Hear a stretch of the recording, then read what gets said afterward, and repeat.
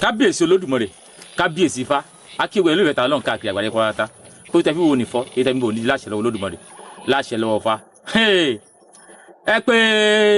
ẹ bá mi pé Mọ̀rúfù ọ̀wálẹ̀ l'Amẹ́ríkà ọ̀wálà bọ́pọlọmọ́lẹ̀ ẹ bá ń pè kó jókòó. Ààrẹ Òkútàn tí ilẹ̀ Ìbàdàn Ààrẹ Òkútàn ilẹ̀ Ìbàdàn Ààrẹ Lájí Àbáàsì ẹ pa àwọn náà jókòó. Níbi ojúlàdé yìí gbogbo tẹ́ fi tàn dálẹ̀ gbogbo tẹ́ ń pa fáláàfin ó ti wá dọ̀nà báyìí. Àbùkù ti wá délẹ̀ àbùkù ti wá di tọrọ fọ́kálé bí ṣe pé nù àbùkù ti di tọrọ fọ́kálé torí mo sọ pé gbogbo òtàn yìí kò wúlò fún wa. Aláàfin ti wá lọ kọ́ àbùkù wá bá wa báyìí ní ìsìn báyìí àbùkù òjò wa kan gbogbo wa yóò wá di tọrọ fọ́kálé. Ṣé nígbà tẹ́ ń pàtàn wèrè tẹ́ ń pàtàn òfò tá à ń sọ pé gbogbo òtàn yìí ò nítumọ̀ kírẹ́tà lè fìfẹ́ bára wa lò torí àwọn ìtàn yìí ò wúlò mọ́. Ìtàn ilé Aláàfin ó dé Jẹ́bà ilé Aláàfin ó dé Gwandu. Ok pápápá kí n mọ̀ pẹ̀ lórí ẹ̀ ká lọ kùnkùn dùn bí tí orin ó ti ń ṣẹlẹ̀ gangan. Lẹ́tà jáde láti ọ̀dọ̀ àwọn Ìlọrin Emirates Youth Development Association Ìlọrin Emirates Youth Development Association ara ọ̀dọ̀ ọmọ ní lẹ́tà ti jáde wípé àbẹ̀wò tí kábíyèsí Aláàfin Ọ̀yọ́ tí wọ́n ṣe sí ọba Ṣàó ọba Jẹ́bà wípé àbẹ̀wò bóun ni Aláàfin ó ṣe wá ṣàbẹ̀wò sí wọn tí ní jẹ́ kí Emir Ìlọrin ó mọ̀ wípé lábẹ́ bó ti yẹ kó rí ó yẹ kí Emir Ìlọrin ó mọ̀ kẹ́ tó wá ṣe àbòsí sí wọn torí pé local government ibẹ̀ yẹn o abẹ́ Sàbẹ́ local government ní Kwara State ní Jẹ́bà àti Ṣàó náà fọ́ọ̀sì tó sì jẹ́ pé ní gbogbo Ìlọrin o ní gbogbo Kwara State o Emir Ìlọrin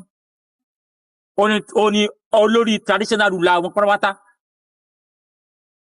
Ṣé ń dẹ́rọ̀ yẹn màá pè ọ̀pọ̀lọpọ̀ fídíò tí ìbá kọ̀rọ̀ mi. Emir Ìlọrin ní olórí traditional wọn ní ruler wọn ní Kwara State pátápátá olórí ọba Ṣàó. Emir Ìlọrin olórí ọba Jẹ́bà. Wàhálà kan ti wá ń ṣẹlẹ̀ tipẹ́tipẹ́ láti 2001 nílùú ní Kwara State àtọba Jẹ́bà o àtọba Ṣàó wọ́n láwọn ò lè forí bọ́n nípa àwọn Kwara State àwọn Emir àti Ìlọrin wọ́n fẹ́ káwọn náà gba gèlè kí wọ́n gba láwàní fún ọmọ jẹ́ ọba aládé mọ́. Àtìgbà yẹn 2001 yẹn làwọn ti sọ pé àwọn ò lè bá Kwara State ṣe ọ̀nà yẹn wọ́n ti fàwọ̀ tipẹ́tipẹ́ o wọ́n láwọn sọ pé àwọn ò lè bá Emir Ìlọrin ṣe torí wípé àwọn ò lè gbádélẹ̀ káwọn lọ́mọ dé láwàní. Láti 2001 ni wọ́n ti wá stop salary wọn. Láti mọ̀ pé Emir Ìlọrin ló ní gómìnà Ìlọrin Emir Ìlọrin ló ní gómìnà Kwara State. Tẹ́ ẹ bá fẹ́ mọ̀ níbi tí Emir Ìlọrin bá ń lọ tó bá ní wọ́n dìbò sí ní gbogbo citizen Kwara State ní wọ́n dìbò sí gbogbo Ìlọrin gẹ́ pàápàá. So agbára tí Emir Ìlọrin ní nínú ìjọba ló fà á tí tán fi stop owó oṣù ọba Jẹ́bà àti ọba Ṣàó tán stop owó oṣù wọn láti year 2001. Ọba Ṣàó àwọn wọn lọ interview wọn interview ọba Jẹ́bà wọ́n wá jẹ́ ká mọ̀ pé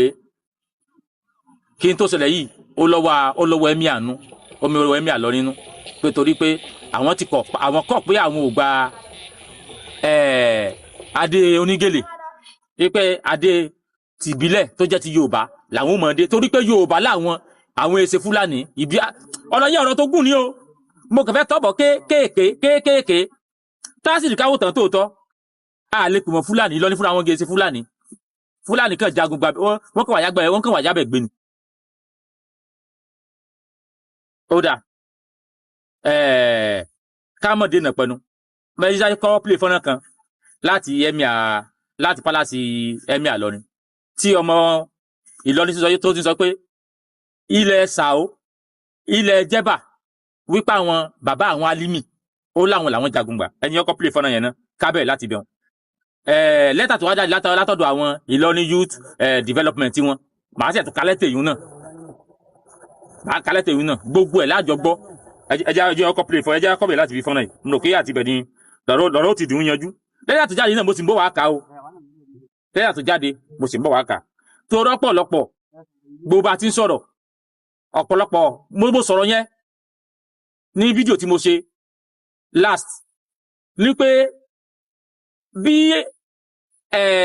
Akábíyèsí Aláàfin ṣe lọ kí wọn bó ṣe lọ kí wọn ní lórúkọ ẹ̀ ní Jẹ́bà kọ́ ni wàhálà bí yóò sọ̀rọ̀ tí Kábíyèsí Aláàfin sọ ń bẹ̀ kò sí ẹni tí kò sẹ́ni kankan tí ò lè lọ kíra wọn kódà ok ṣe bí Kábíyèsí Aláàfin wọ́n ti lọ kí Emir Ìlọrin rí Kábíyèsí Aláàfin wọ́n ti lọ kí Emir Sókótó rí àwọn àtàná ti gbà yọ̀ǹda kún wọn tó lọ so kẹsẹ́ bí àtúntò pé wọn gbà yọ̀ǹda gangan làwọn Emir Ìlọrin bínú sí náà fi lọ kó yúùtù jọ bí ó ṣe wípé ọ̀rọ̀ tí wọ́n sọ ń bẹ̀ ẹjọ́ bá ń pè ọ̀rọ̀ yẹn. ìgbà tí mo wọ ìlú Jẹ́bà ni mo mọ̀ pé Ọ̀yọ́ ló ní Jẹ́bà. tí wọ́n sọ wípé Ìlọrin Ọ̀yọ́ ló ní Jẹ́bà Jẹ́bà ló ní Ọ̀yọ́ ọ̀nà má dé ọba ẹni ọba lè lọ kíra wọn lé àpọ́nlé ni fún ọba tó lọ kíyàn gan àtọba tó lọ kí àpọ́nlé ni. ṣùgbọ́n látàrí ọ̀rọ̀ tẹ́ wá sọ yẹn wípé Ọ̀yọ́ ló ní Jẹ́bà Jẹ́bà ló ní Ọ̀yọ́ ó ti nítumọ̀ mí létí gbogbo àwọn ọmọ Ìlọrin pátá ó ti nítumọ̀ mí kí lẹ́yìn sí ń kílèmù ni pé ìtẹ́yìn kílèmù ni pé ẹ̀yin ilẹ̀ nílẹ̀ dé Jẹ́bà Jẹ́bà ló ní yín níbi tójú làdé yìí tó ti wà glaring ó mo fi sọ pé ṣé orílẹ̀-èdè Àbáàsì àti Mọ̀rúfù ọwà làkọ ọkọ làbó ọpọlọ mọ́lẹ̀ yìí ibi tí wọ́n ti Aláàfin dé ẹ mọ̀ sọ̀tàn 90s ìtàn 1800 ìtàn kíní kan gbanagidi tíjọba democracy ti dé tí wọ́n ti pín ilẹ̀ wọ́n ti pín state náà wọ́n ti pín state Kwara state ti wà àwọn ọba Sàó ọba Jẹ́bà wọ́n ti wà lọ́dọ̀ Kwara state. ok ẹ̀yin wá ti lọ kàwé tán bọ̀dá Aláàjì Àbáàsì pẹ̀sì lọ́fà Aláàfin pé ẹ̀yin lẹ́ni lẹ́dí lọ ni o ẹ̀yin lẹ́ni dé Jẹ́bà o ẹ wá lọ gbọ́ tán bọ̀dá Aláàjì Àbáàsì Kábíyèsí Aláàfin àwọn ọmọ ìlọ́nà Jẹ́bà àwọn náà tún wá débẹ̀ wọ́n á sọ pé Ọ̀yọ́ ló ní Jẹ́bà lórí Ọ̀yọ́ láti bo síbo ṣèjọba ò ti pín state ni Emir Ìlọrin ní traditional ruler Kwara state ẹ sì wá sọ pé ẹgbẹ́ látọ̀yọ́ ẹ lọ́wọ́ lọ fọ̀tàn pé Ọ̀yọ́ ló ní Jẹ́bà lórí Ọ̀yọ́ ní state orí state gbogbo ọ̀tàn yóò wúlò fún wa níta sọ̀rọ̀ gan nìyẹn. ó yẹ kẹ́mi Emir Ìlọrin náà lè wá sí ààfin Ọ̀yọ́ nù kó yẹ pé Emir Ìlọrin Ìlọrin ló ní Ọ̀yọ́ ló ní Ìlọrin káwọn náà wá kó wọn máa fìrú tán balẹ̀. Islamic agenda ti wà lẹ́ already wípé Jẹ́bà o Sàó wọ́n fẹ́ gbé láwàní fún wọn tí mo ò tí ì yẹn àsìf ẹ̀yin wá dé ní ìsìn ẹ wo ọ̀rọ̀ ti ẹ̀pọ̀ tí mo fẹ́ sọ ẹ mọ̀ ti jẹ wọnú ọ̀rọ̀ ẹjẹ́ jọ fídíò yìí. ẹni ká lọ mọ̀ gbogbo ẹgbẹ́ ìdílé ìbùlẹ̀ yẹ́yẹ́ ọba lórí ìkọ́ lílẹ̀. òdodo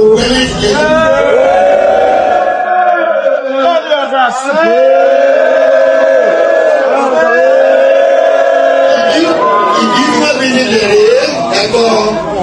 òyìnbó ìgbà kọ́ ọmọ sọ̀rọ̀ pé ọba lórí rẹ̀ ọba ní kò mú wújà wá àti buhari mú wújà wá fún èyí wújà lè rí rẹ̀ ọ wá sọ pé lọ́jọ́ bọ̀ lọ́jọ́ bá lọ́jọ́ nílẹ̀ ní pé àfa àgbàdé wà á yílẹ̀. wọ́n ṣe jihad ìtọ́ náà ni wọ́n ṣe nílẹ̀ ìwọ́n máa jà nípa ogun lè yí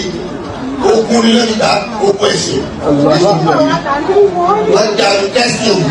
òkú dáwọ́lá àbáyé lọ́sẹ̀ tó ń kọ́ wọ́n lò. ṣé ẹgbọ́n tó sọ ó lé ọba Ìlọrin lórí gbogbo ilẹ̀ yìí tó fi dé Jẹ́bà ó ní tó fi jẹ́ pé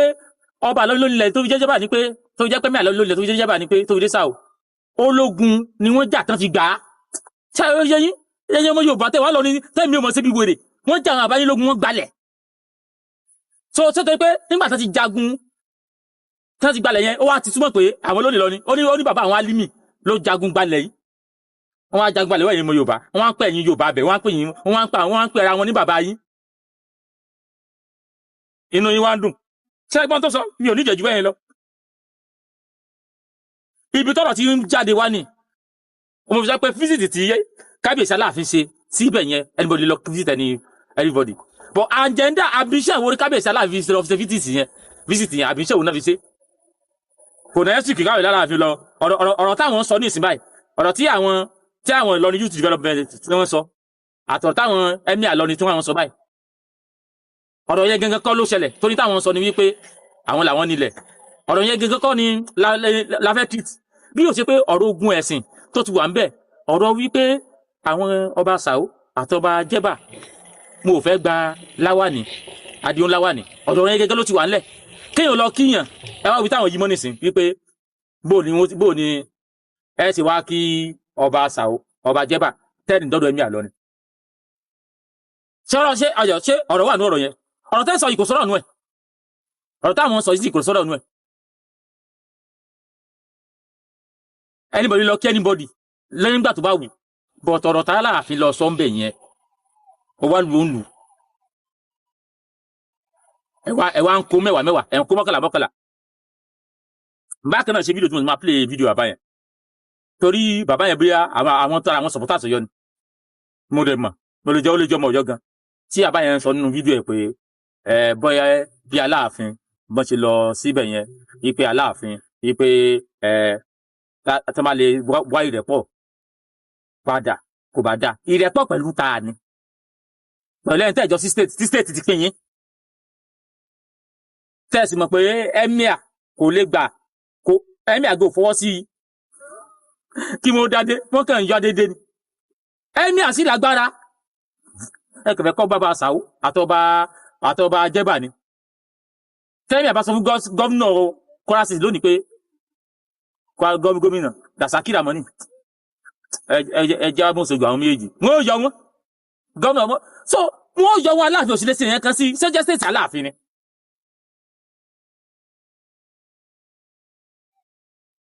àwọn tẹ́ ń bá sọ fàáyì wọn lágbára federal ẹ̀mí àlọ́ lágbára federal ó tún lágbára state yẹ so mọ́mọ́ àwọn tó ti ga tán bá Tinubu tán bá everybody ṣe ni so ṣé lílọ Aláàfin gangan báyìí ṣẹ́yìn ò tún ti wá mọ lílọ Aláàfin bẹnu wípé ó fẹ́ kó bá wọn lílọ Aláàfin bẹ̀yẹn sí báyìí òbí ìgbà tó tún fẹ́ fi kó bá ọba Jẹ́bà àtọba Sàó ni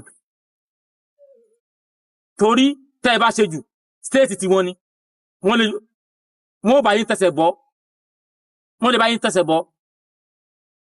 tí ẹ̀mí àlọ́yìn tí ó dẹ̀ padà jẹ́kún tí ó dẹ̀ padà ṣe tí gómìnà fi yọ àwọn méjèèjì torí gómìnà lè yọ àwọn méjèèjì tí gómìnà bá yọ wọn ságbára Aláàfin ká láti dá wọn padà kìí ṣe kíkí ẹ mọ̀ bá mi ayọ̀ ọ̀rọ̀ nìyẹn torí ọ̀pọ̀lọpọ̀ wọn ni kò láìka Aláàfin ni hypocrite lọ́pọ̀lọpọ̀ yín kìí ṣe kíkí ló dá wà lálẹ́ bí yóò ṣe ọ̀rọ̀ tí Aláàfin sọ ń bẹ̀ yẹn pé Ọ̀yọ́ ló ní Jẹ́bà ló lọ́yọ̀ kìí ṣe bóyá Aláàfin náà bóyá Aláàfin náà mọ̀tàn kankan àwọn bọ̀dá mọ̀rúfù ọ̀wàlà wàìlà wọ́pọlọmọ́lẹ̀ àti ààrẹ òpìtàn ẹ wá sọ sẹ́ńtírì tó ti lọ tipẹ́tipẹ́ ẹ wá sọ sẹ́ńtírì yìí Aláàfin náà wá fẹ́ work towards that ìtàn wọ́n máa lọ síbẹ̀ wọ́n máa lọ pé àbọ̀ Ọ̀yọ́ la níyìn ẹ̀yin lẹ́ni wá lẹ́jọ́ ní níbo o ní láti àfihàn Ọ̀yọ́ lọ́yọ̀ state gan Aláàfin sọ lè wá fọwọ́ lálẹ́ Ìbàdàn gan lọ́yọ̀ state gan gbogbo àwọn làǹlàtẹ̀ Igbó Ọ̀rà Ìgbòho Ìbàràpá tí ìrìsẹ́ ṣe tán yanjú ń bẹ̀ yẹn tí àwọn yẹn kó mọ́ra gbogbo àwọn ọba bẹ́ẹ̀ yín ọba kí lórúkọ ẹ̀ Alága Ọjà tó jẹ́ ọba tọ́sẹ̀ jẹ́ lọ́yọ̀ tí ìrìn wọn kó mọ́ra ẹ wá fòfẹ̀ rẹ wá lọ Jẹ́bà báwọn àbáyọ̀ ṣe gba sálárì ó mọ̀ tẹ̀ wọ́n lọ́rùn àwọn àbáyẹ̀ wọn ò lè bá ẹ̀mí Ìlọrin forí gbárí o táwọn fẹ́ bá ẹ̀mí Ìlọrin forí gbárí lónìí ẹ̀mí Ìlọrin wọ́n lè jọ wọ́n dànù lọ́la ẹwà ìgbà tí àwọn ẹ̀yẹ ti wà ń bẹ̀ connection lọ rẹpẹtẹ ní kí mẹ́ mọ́kù lọ lóró ẹjẹ́ ká díẹ̀ nú lẹ́tà táwọn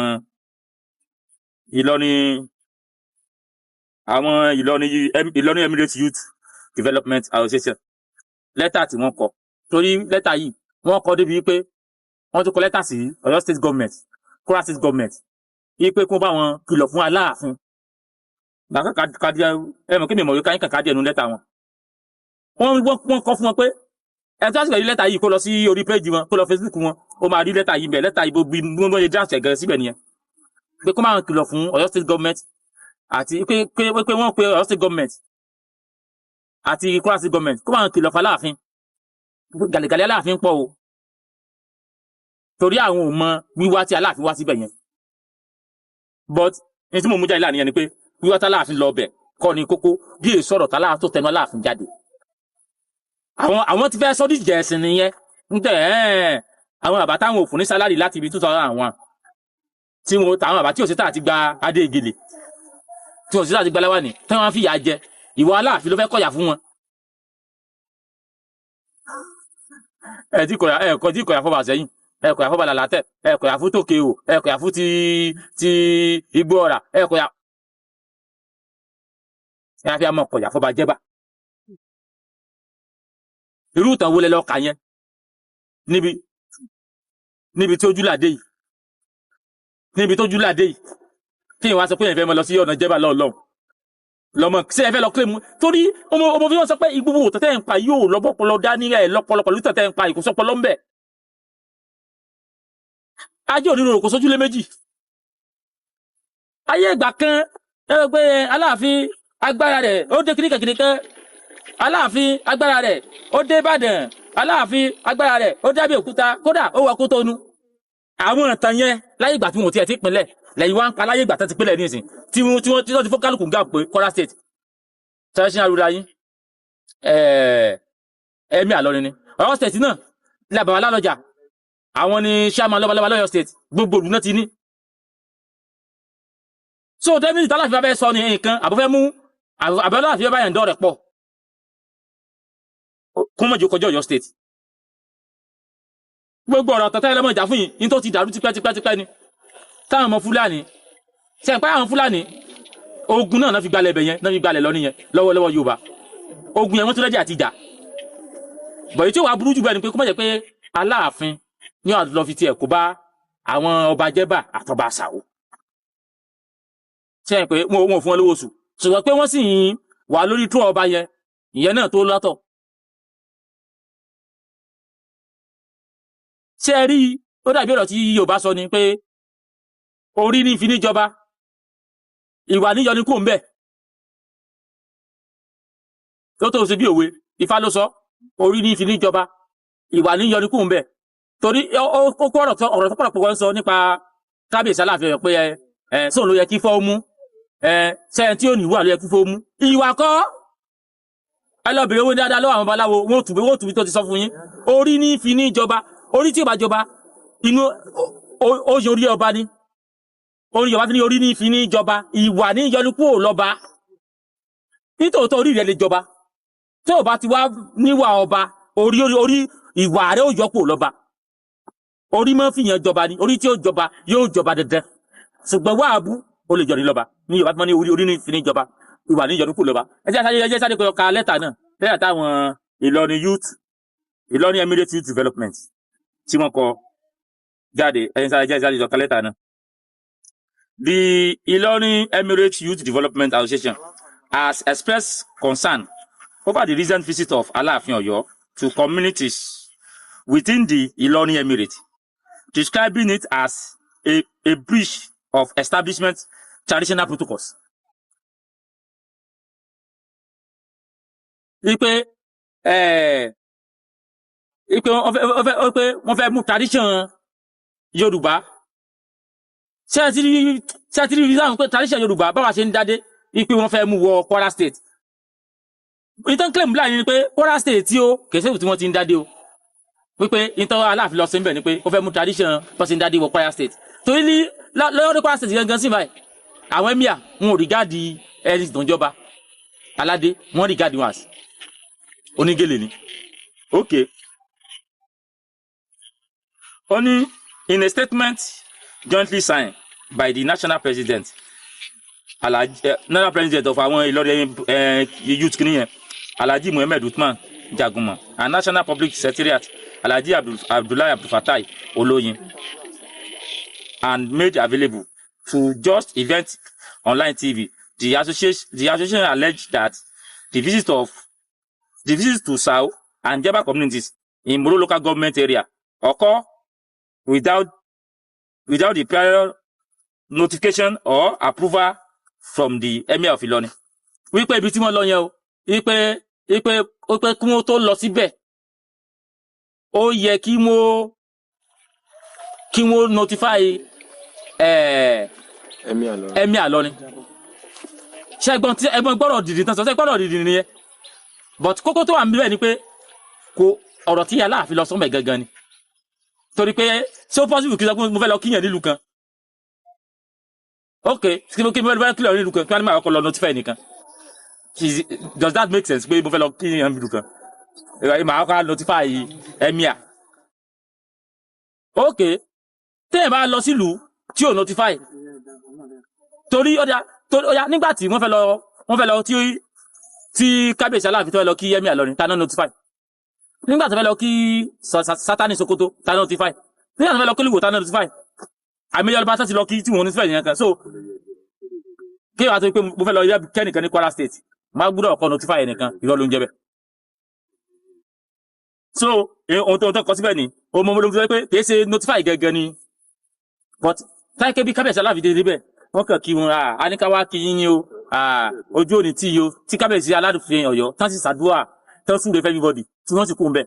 Ọ̀rọ̀ yóò mọ̀ ní jẹyọ wọn ò rí bí nọ́mà tì ní bọ̀ kábíyèsí wá dìbò àwọn sọ pé Ọ̀yọ́ ló ní Jẹ́bà ní state on state Jẹ́bà ló lọ́yọ̀ ní state on state kẹ́ ẹ wá bàdàn kẹ́ ẹ lọ́yọ̀ àdàn lọ́yọ̀ gan wọn ò ní bá yín fà kẹ́ ẹ lọ sí Ìṣẹ̀yìn kẹ́ ẹ lọ sí Akílà látẹ̀kẹ́ níbà Ọ̀yọ́ lónìí wọ́n sì mọ̀ wòyìn ìran ni wọ́n wá kúrọ́ọ̀sì lọ sí Jẹ́bà dúró lọ ní kẹ́ ẹ lọ́yọ̀ lónìí lọ ni kí wọ́n fi gifọ yín lórí ẹ wá lọ Jẹ́bà. Ìlọrin Emirate Development describe the development as disregard for the authority and position of the Emir Ilorin, who also serves as the chairman of Kwara State Council of Oba. Wípé lílọ ọbẹ̀ yẹn o tí wọn ò fún Emir Ilorin gbọ́ wípé ó serve as disregard wípé wọn ò tiẹ̀ regard Emir Ilorin rárá wípé kí wọ́n tó lè wá síbẹ̀ yẹn ó yẹ kí Emir Ilorin ó gbọ́ àyẹ̀kẹ́ Emir Ilorin ó gbọ́ yẹn wọ́n mọ̀ jojú Emir Ilorin ni. The group further characterized its visit as an intrusion into the Emirate domain, stressing the establishment custom required due to consultation and adherence to protocol before the engagement can take place. Ipò ẹ̀kún ti jẹ́ kí kún tó lè ṣerú nǹkan báyẹn ó yẹ kún ti jẹ́ kí Emir Ìlọrin ó yẹ kó ti jẹ́ kún ó gbọ́. Lẹ́tà ń pọ̀ bẹ́ẹ̀ lẹ́tà ń pọ̀ láti ọ̀dọ̀ àwọn Ìlọrin youth association wọn tí wọ́n kọ jáde. Wọ́n tún kọjú sàlẹ̀ o wípé àwọn tó ń ìfọ́ọ̀mù gọ́dọ̀ Ṣèyí Mákindé àwọn ìfọ́ọ̀mù Emir Ìlọrin gọ́vnọ̀ Ìlọrin Abdulrahman Abdulrasaq wípé kó jọ kó bá wọn sì gbèsè kíákíá lórí ẹ̀ wípé kí wọ́n jáwé gbéjẹ́ fún kábíyèsí Aláàfin. So mo wá rí fọ́nrán kan tí ìkan lára àwọn bàbá yìí tí wọ́n ṣe sọ online máa play fọ́nrán náà. So ọ̀tọ̀ lójú táwọn fi ń wò jẹ́ n play fọ́nrán náà ojú táwọn fi ń wò ni pé n tí kábíyèsí Aláàfin ṣe yẹn ipe kò burú ipe in fact tí kábíyèsí Aláàfin tán bá lè mú rẹ̀ pọ̀ wá sáà ní àwọn lọ́balọ́ba yẹn ibi kò wá mọ̀ dáa gan o ipe tán mú rẹ̀ pọ̀ wá láàrin Emir Ìlọrin àti àwọn ọba Sàó àǹkó kò bá àìrẹ́pọ̀ wo lẹ fẹ́ mú wá ìrẹ́pọ̀ wo ṣé bẹ́ẹ̀ jẹ́ state yín ìrẹ́pọ̀ tẹ́ fẹ́ mú wá ni pé ẹ sọ fún wọn pé ó yá o ẹ̀yin náà ẹ lọ gba láwà ní o àbí ìrẹ́pọ̀ tẹ́ fẹ́ mú wá ni pé nígbà wo ti fún yín sálárì èmi kábíyèsí Aláàfin Ọ̀yọ́ yín mọ̀ fún yín sálárì o ṣe pé kábíyèsí Aláàfin Ọ̀yọ́ gan Ṣèyí Mákindé ní sanwó tiẹ̀ náà ẹ jẹ́ sáré gbọ́ fídíò ẹ jẹ́ sáré jọ wo fídíò yìí ojú tẹ́lẹ̀ mi ò fi ọ̀rọ̀ ọ̀tọ̀. bóyá ni ẹ gbọ́ wípé Aláàfin of Ọ̀yọ́ lọ sí ilẹ̀ Jẹ́bà wọ́n dẹ̀ lọ sí ilẹ̀ Sàó àwọn ọba méjèèjì ni wọ́n jẹ́ ọba ilẹ̀ Yorùbá tẹ́ bá wo gbogbo àṣà wọn níbẹ̀ yẹn àti èdè tí wọ́n ń sọ lẹ́nu èdè Yorùbá ni ṣùgbọ́n àwọn ní pé àwọn ò ní tẹríba fún Emir sọ pé káwọn máa jẹ́ Emir ọba Yorùbá làwọn. irọ́ ṣe mọ ẹ sọ̀rọ̀ kí báyìí pé tẹ́ bá wo èdè tán tán jẹ́bà àti sàó èdè Yorùbá ni wípé àwọn ọba yẹn wọ́n lè láwọn onítẹríba fẹ́míà iye èdè wọn náà sọ lọ ní náà síbi Yorùbá wọn sọ lọ ní náà àbí ó ti jẹ́ pé sàwọ́ àti kíní ni wọ́n sọ Yorùbá ni wọ́n sọ lọ ní náà Ìlọrin náà Yorùbá ni wọ́n sọ Ìlọrin náà Yorùbá ni wọ́n sọ ibẹ̀ yẹn kọ́ mo fẹ́ develop point but ẹ sọ wípé tẹ́ bá ní ká wo sàó àti jẹ́bà Yorùbá ni wọ́n sọ Ìlọrin náà Yorùbá ni wọ́n sọ wọ́n kàn dáadé gèlè ní ẹni ń bọ́ síwájú. láti ìgbà yẹn bí ọdún láti 2001 tí àwọn bàbá ẹ̀ ti jọba àwọn ò gba sálárì o ìyà sì ń jẹ wọ́n oríṣiríṣi àwọn àbùkù ló kàn wọ́n mo wá rò pé bóyá Aláàfin Ọ̀yọ́ wọ́n gbọ́ nípa àwọn nǹkan yìí wọ́n á ní jáwọn lọ ṣàbẹ̀wò síbẹ̀ ńgbà wọ́n débẹ̀ mo mọ̀ pé wọ́n ó jọ tẹ̀ kó dúró sọ àwọn ọ̀rọ̀ kan gbọ́n parí ìrìn àjò àwọn anìkan parí ẹ̀ sọ́dọ̀ ẹ̀mí à ọ̀rọ̀ tó jáde lọ́dọ̀ ẹ̀mí à ni ó jẹ́ kí n sọ̀rọ̀ yìí ìgbà tí ọba kí wọn tó ṣe gbogbo rẹ̀ tán ẹ̀mí à náà sọ̀rọ̀ ẹ̀mí à ní ó lè kàn déédéé lọ sọ́dọ̀ ọrú àwọn èyí òun láì bá jẹ́ pé o gbọ́dọ̀ mi kọjá o gbọ́dọ̀ kọ́kọ́ rí mi wàá gbà ṣe pé ṣé kó o kọ́kọ́ débẹ̀ àbí o má débẹ̀ o bàbá fún ọ láṣẹ pé kó o lọ ni kó o tó lọ ẹ gbọ́. ọ̀rọ̀ yẹn ṣẹ́ pé kó wá gbà ṣe ọ̀rọ̀ náà dandan ni kò sọ̀rọ̀ ńbẹ̀ ibi tẹ́mi Àlọrin lọ lẹ́yìn ò tí ì dé ibi tẹ́mi Àlọrin lọ ni wípé tí Aláàfin Fáfilé bá wọn ṣe tálàfin Fífilé ń débẹ̀ tó ń sọ wípé Ọ̀yọ́ ló ní Ìlọrin statement tó ń bí wọn nú nìyẹn Ìlọrin ló lọ́yọ̀ọ́ wípé òkè wípé Ọ̀yọ́ ló ní jẹ́bà ló lọ́yọ̀ọ́ wípé òkè Aláàfin torí láti ìgbà táwọn ti fìyà jẹ ọba Sàó àtọba jẹ́bà wípé Aláàfin àwọn Aláàfin bẹ́ẹ̀ nípa Aláàfin ló fẹ́ bá wọn kọ yà ní táwọn rí nìyẹn bó lẹ yóò ṣe fẹ́ lọ kíyàn kí Kẹ́mi Àlọrin gánṣin kó fẹ́ kí ọba kan ní Ọ̀yọ́ state kí Olúbàdàn wa kó fẹ́ kọ́lé Ọ̀yọ́ fẹ́ kí ọba kan ní Ìbàdàn àbí lágbègbè Ìbàdàn kí Olúbàdàn wa sọ pé ó yẹ kó wọ́n kó gba àṣẹ lọ́wọ́ òun kò sọ̀rọ̀ ńbẹ̀ fọyín tẹ́ wá ṣe ńbẹ̀ gangan ní tí kábíyèsí Aláàfin fẹ́ sá síbẹ̀ yẹn gan ni Emir react sí pé kí ló wá ṣe táyé pé wọ́n kàn débẹ̀ wọ́n kiri àwọn ni kò sọ̀rọ̀ ńbẹ̀ wípé wọn agbàṣẹ yẹn ọ̀rọ̀ náà dandan ni ọ̀rọ̀ pònú ni pé èyí ó sì fẹ́ lọ kíyàn tí yẹn lọ gbàṣẹ níbì kan. ṣé Emir ló ní àwọn ọba Yorùbá ni àbí Yorùbá ló nílẹ̀ wẹ́ ẹ má jẹ́ ń drag ẹ kàn pàdé mi ní comment section but ó ń gbé mi nínú ló jẹ́ pé bó bá jẹ́ pé ọwọ́ adé lè ṣe yìí kó ṣe láṣeyọrí a jẹ́ pé nítòótọ́ ó jẹ́wọ́ bàbá tó bí ni ó jẹ́wọ́ Aláàfin yìí ti jẹ́ gan fúnra lára rẹ̀ àwọn Yorùbá ò ní máa wò ó nìṣó báyìí o kákan. ẹ wò ọ̀rọ̀ kò sọ̀rọ̀ mi tẹ sọ ẹ̀gbọ́n tí a bá ń sọ ó ní tó bá jẹ́ pé yín tí Aláàfin fẹ́ ṣe yìí tán bá lè rí ṣe délẹ̀ a jẹ́ pé a gbà pọ̀ ọmọ ọkọ ni wọ́n tòótọ́ yé praise Aláàfin tó jẹ́ agbọ́rọ̀ kí Aláàfin lọ ṣe kí náà fẹ́ ṣe kí Aláàfin fẹ́ ṣe sálàfin ó kún wọn kó Kwara state yóò kún wọn sọ̀yọ́ state ni aláwọn nǹkan dìde tán ti pa sílẹ̀ kó lórí ìtàn wèrè tí Aláàfin fẹ́ ṣe yóò kọ́ ọba Sàó àtọba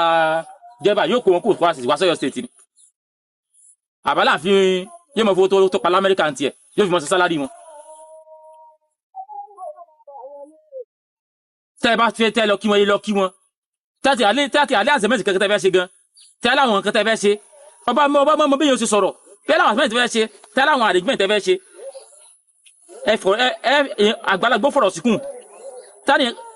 bọ̀dí níbi tá a ti ṣe tàbí ìnìyàn lẹ́sìn sọ pé Ọ̀yọ́ ló ní Jẹ́bà Jẹ́bà ló lọ́yọ̀ọ́ sọ̀rọ̀ ń bá pọlọ mú ni. so dẹ́mídì sẹ́yìn tẹ́ sọ yẹn ó ti yẹ kí Emir Àlọrin ọmọ rí yín pé yes ẹ fẹ́ wá da state òun rú ni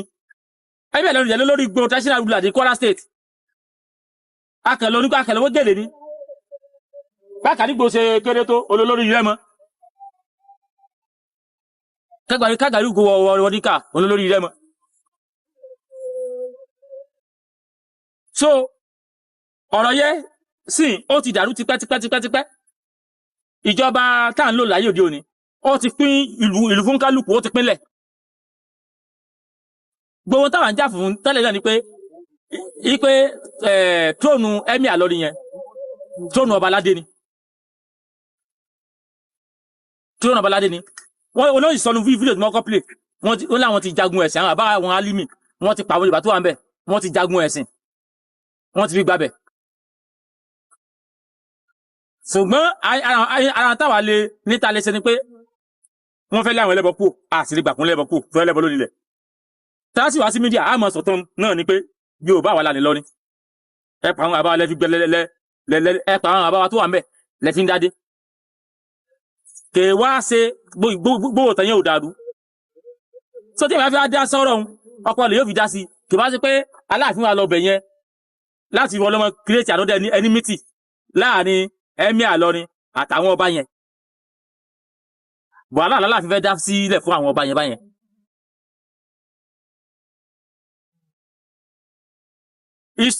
historical fact lẹ́yìn wò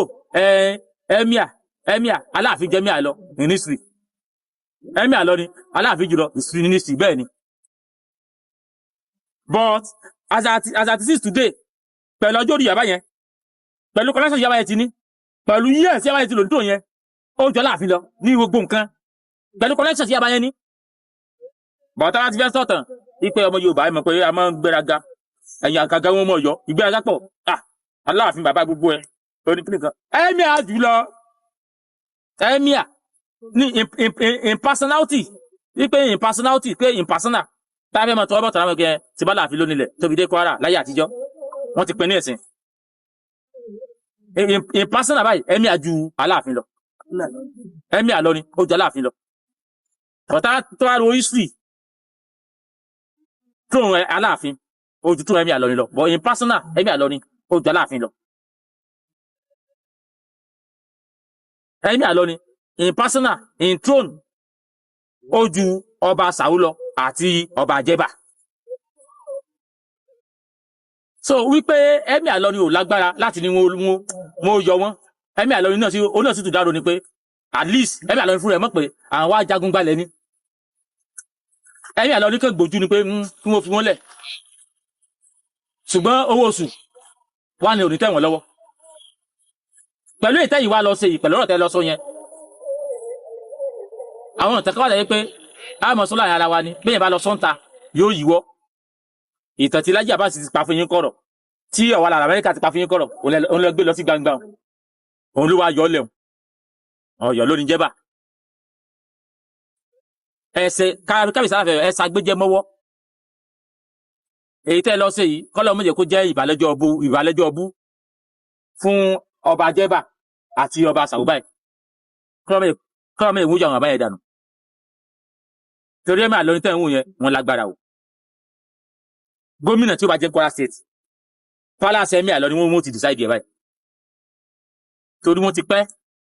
wọ́n ní bagadi olóṣèlú wọ́n ní bagadi gbogbo ẹ̀ wọ́n mọ̀yàn federal wọ́n mọ̀yàn l'Àbújá kábíyèsí Aláàfin ọ̀sẹ̀ ìjọ tẹ̀lé s'Àbújá ni ẹ̀kọ́ tọ̀ ní tébù tí wọ́n fi ẹ̀yìn sí ọ̀tọ̀ ní tébù tí wọ́n fi Ọ̀ọ̀ni sí nǹkan ìfìmọ̀ pé Emir Ìlọrin jù yín lọ in personal tí Emir Ìlọrin bá wà ní Àbújá ń jọ yẹn ṣé ń gbọ́ tébù àwọn Ọ̀ọ̀ni l'Emir Ìlọrin wà níjọ́ tẹ́ lọ ṣe méjì l'Àbújá yẹn tí wọ́n fi kó ẹ̀yìn àtàwọn dìgbòlúgì ìwò kábíyèsí Aláàfin Ọ̀yọ́ tó kọ sórí tébù kan tán fi Ọ̀ọ̀ni Emir Sultan Sokoto tán fi àwọn sórí tébù kan tó yẹ pé Emir Ìlọrin wà ń bẹ̀ jọ yẹn yóò jókòó pẹ̀lú àwọn Tinubu ni níbi tí Ọ̀ọ̀ni jókòó sí tí Tinubu jókòó sí bẹ́ẹ̀ ni yóò jókòó sí torí wọ́n ti pẹ́ ń bẹ̀ wọ́n ti wà bẹ́ẹ̀ tipẹ́tipẹ́ wọ́n dẹ̀ ti ní connection wọ́n dẹ̀ ti lé everything so àjòjì ní mọ́tẹ́lù báṣubàṣu ọmọlù àtẹ̀jẹ́jẹ́ kábíyèsí Aláàfin tẹ Ọ̀yọ́ tẹ́wẹ́ tábìlì lọ́sẹ̀ rírẹ̀ ẹ lọ ńlọ ọmọlúwàbí kẹ́sì tẹ̀jẹ́jẹ́ ìlú ọmọlúwàbí lẹ lọ bọ̀ ọ̀rọ̀ tẹ́sánmẹ́ o